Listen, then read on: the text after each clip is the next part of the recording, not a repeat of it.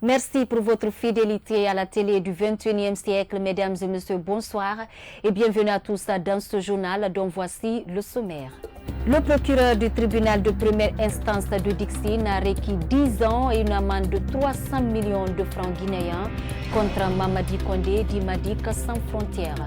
Ce dernier est poursuivi entre autres pour injure à outrance, diffusion de messages dangereux par le biais d'un système informatique. Les échos, c'est dans ce journal. À travers une courte marche, les membres de l'association des victimes du Camboiro ont célébré ce lundi 25 janvier 2021 le triste anniversaire des pendaisons de janvier 1971. À suivre dans cette édition d'information. Encore une fois, bonsoir et bienvenue. Je le disais au sommaire, Mamadi Condé d'Imadik Sans Frontières était à nouveau à la barre du tribunal de première instance de Dixine ce lundi. Après avoir reconnu certains faits lors de la dernière audience, l'affaire a été mise en délibéré pour le 8 février. Mohamed Traoré Moustapha Diané pour le compte-rendu. Accusé de téléchargement, diffusion de messages, photos, dessins de nature raciste ou xénophobe, menaces, violences et injures par le biais du système informatique, Madik Condé, dit Madik Sans Frontières, était à la barre ce lundi pour son deuxième jour d'audience. Les avocats de la défense expliquent les faits. Jusqu'au moment où je vous parle, une décision n'est pas encore prise. Nous venons de faire nos plaidoiries. Et le procureur a fait ses réquisitions et le dossier est mis en délibéré pour décision être rendue le 8 février. Alors, tout au long de nos plaidoiries, individuellement et collectivement, nous avons plaidé d'abord non coupable. Et nous avons réussi à démontrer, pièce par pièce, que les faits à lui reprochés ne sont pas du tout établis. Pas du tout établis. Et que c'est un innocent. Monsieur Malik Sans Frontières était innocent. Que le procureur demande qu'on envoie à l'abattoir. Mais nous avons demandé à ce que le tribunal le laisse purement et simplement pour des non établis. Non du tout établis. Parce que le tribunal n'est pas seulement répressif, le tribunal est aussi humain. Mamadi Condé a reconnu plusieurs faits à lui reprocher. Cependant, le procureur du tribunal de première instance de Dixine, Sidi Souleymane Ndiaye, estime que les actes de Mamadi Condé ne sont pas rémissibles. Il a requis une peine d'emprisonnement de 10 ans ferme et une amende de 300 millions de francs guinéens. Pendant ce temps, les avocats de la défense continuent de plaider non coupable. L'affaire a été mise en délibéré le 8 février prochain. La condamnation de Bénice Temens à 5 ans de prison en Suisse fait couler salive et encre en Guinée. Ce lundi, le directeur exécutif d'une ONG de la place sur ce sujet dénonce le laxisme de l'État guinéen et dit que les complices locaux du franco-israélien devraient être aussi sanctionnés. Yaya Bari signe ce reportage. Vendredi dernier, le franco-israélien Bénice Temens a été condamné à 5 ans de prison ferme par le tribunal correctionnel de Genève et au paiement de 50 millions de francs suisses d'amende. En Guinée, cette condamnation ne passe pas inaperçue chez cet activiste du secteur minier. Le procès en Suisse contre Bénice Temens sur les allégations de corruption portant sur l'obtention des licences de Simandou 1 et 2 confirme une fois encore l'existence, de la corruption dans le secteur minier. Et c'est la confirmation la plus expressive, une fois encore, de la fragilité de nos institutions en Guinée. Selon Amadouba, la justice guinéenne a manqué une occasion. Et si on parle de corruption d'agents publics étrangers, il y a des complices locaux qui, normalement, devraient se voir sanctionné au même titre que Bénice Temens. Malheureusement, la justice guinéenne a opté pour un blackout dans ce sens. Et les responsables locaux qui sont complices de Bénice Temens ne sont pas sanctionnés. On a manqué à une occasion qui aurait pu nous aider à moraliser en fait la vie publique dans notre pays. Et là, c'est la Suisse qui gagne. Si la condamnation du milliardaire Bénice Temens est confirmée en appel, il devrait payer une amende de 50 millions de francs suisses. Le directeur exécutif de l'ONG Mine Guinée a invité l'État à s'investir dans la lutte contre la corruption, car selon lui, il détient aujourd'hui tous les instruments nécessaires.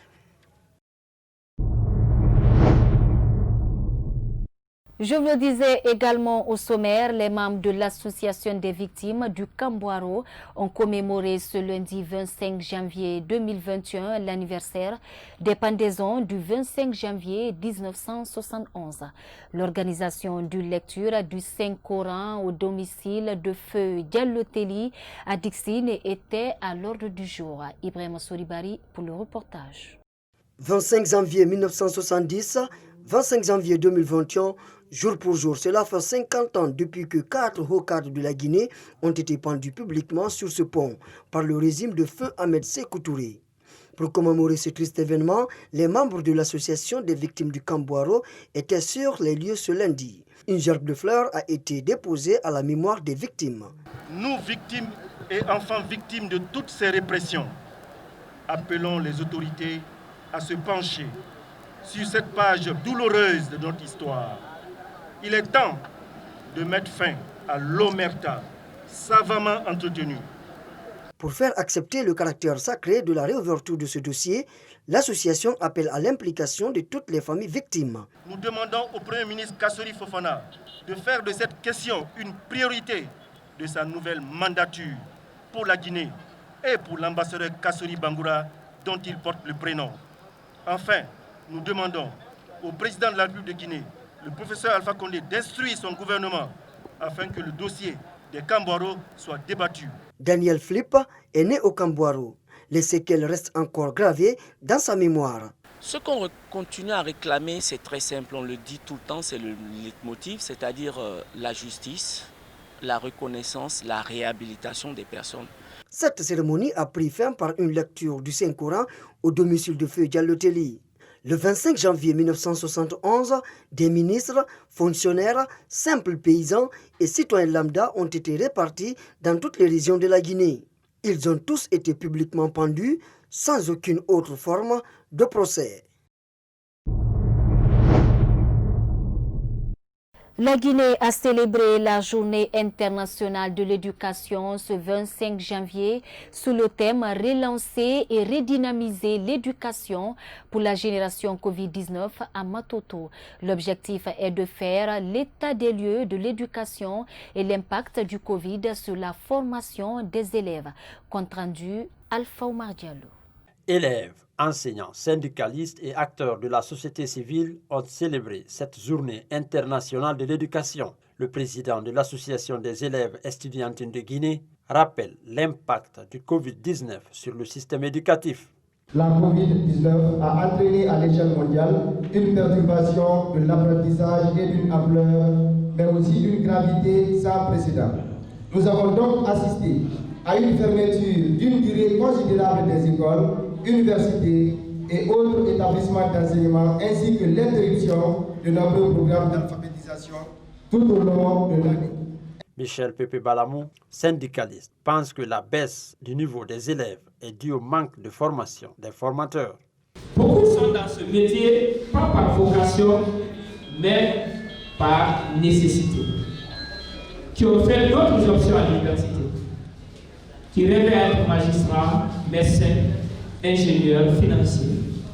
Mais du fait du chômage chronique et du manque d'emploi, se sont dit, je viens tenter ma chance à l'éducation en attendant d'avoir mieux à faire.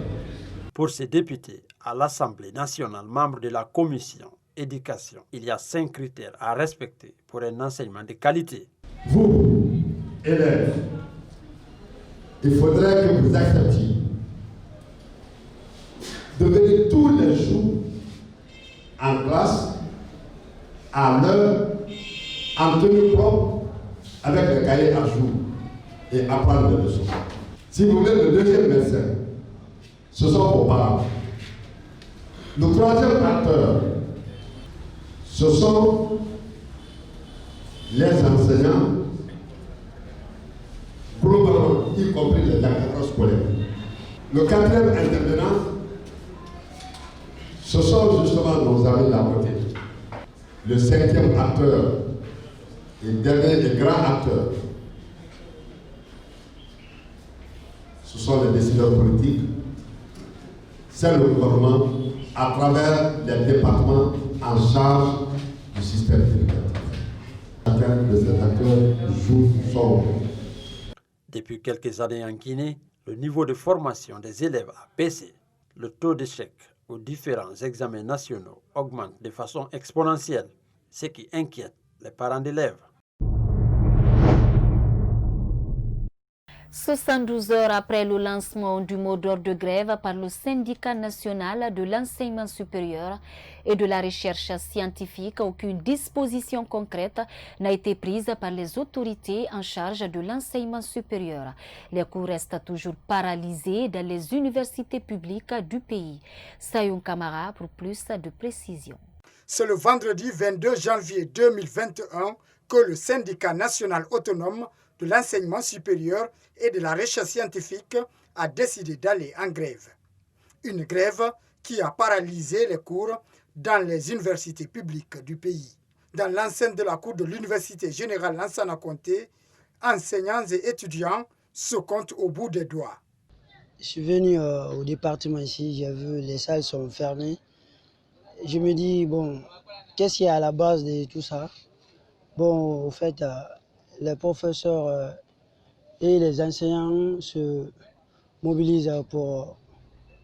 Bon, ça fait mal. Hein. Un étudiant vient et puis il n'y a pas de professeurs pour dispenser les cours. Bon, moi quand même, ça m'a choqué. Parce que si moi, je prends un engagement, je suis à, comment dirais-je, je suis en ville, j'ai dépensé le transport, je suis venu, je n'ai pas trouvé les professeurs. Et les professeurs sont en grève, donc ça, je trouve ça bizarre, quoi. Okay, merci beaucoup. Durera 4 jours. Passé ce délai, le syndicat de l'enseignement supérieur pourrait déclencher une nouvelle grève illimitée, a précisé la structure syndicale dans son communiqué. Disons, la grève, une fois déclenchée, il faut du côté de l'autorité qu'il y ait cette volonté. Il faut que l'autorité se bouge pour, n'est-ce pas, désamorcer la crise. Nous avons posé, la plateforme est là, la plateforme revendicative est là, il y a des points qui sont inscrits là. Il faut satisfaire ces points pour que le mot d'ordre soit levé. Le paiement intégral des primes d'incitation, le blocage du dossier de la formation des formateurs et la subvention des universités publiques restent les principales revendications du Sénasur.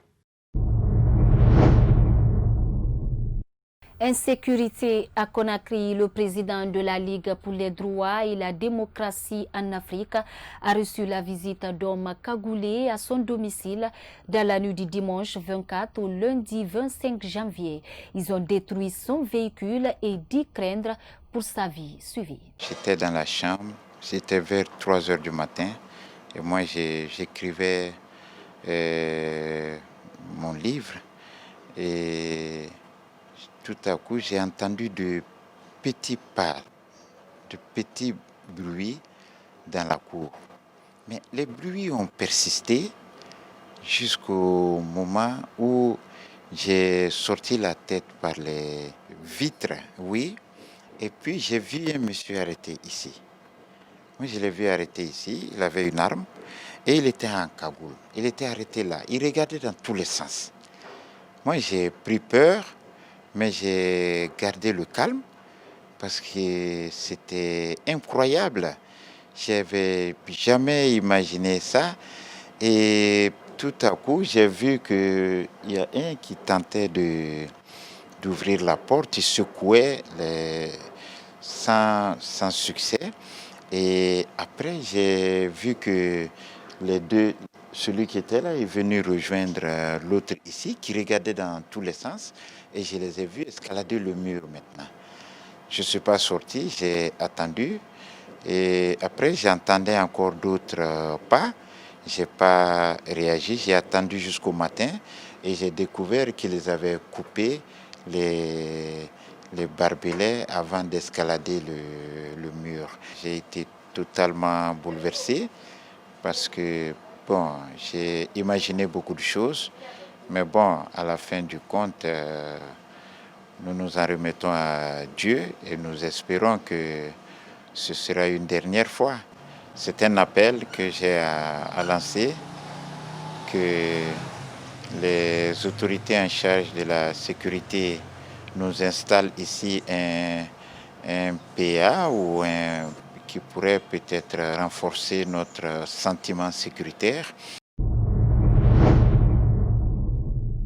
Jeudi dernier, la direction communale de l'habitat de Matoto a enclenché l'opération de marquage des encombrants physiques des voies publiques. Un délai de 7 jours seulement est accordé aux occupants des lieux. Certains concernés lancent un cri de cœur à l'endroit de l'État. Oumar Kondé et Yaya Bari, reportage. Agageneba Sissi, âgé de 75 ans, se réveille ce matin et apprend que sa maison sera bientôt démolie au quartier Matoto. Il dit qu'il y a une semaine, il va casser. Et vous n'êtes pas sur le domaine de l'État? Non, je n'ai pas. Non. Donc, j'ai mon papier, j'ai une fonction. Je suis dedans, je vais dire, je me débrouille pour lui. Mais maintenant, s'ils sont venus, ils vont dire qu'il va casser ça aussi.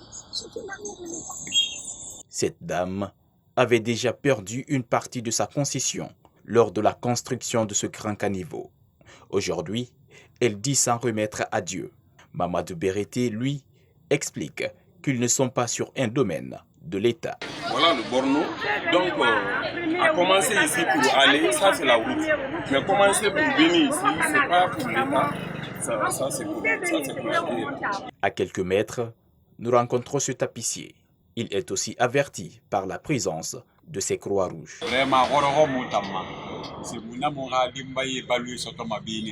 C'est vraiment difficile pour nous, puisque c'est ici que nous gagnons de quoi nourrir notre famille. S'ils nous disent de quitter, beaucoup de personnes vont souffrir après nous.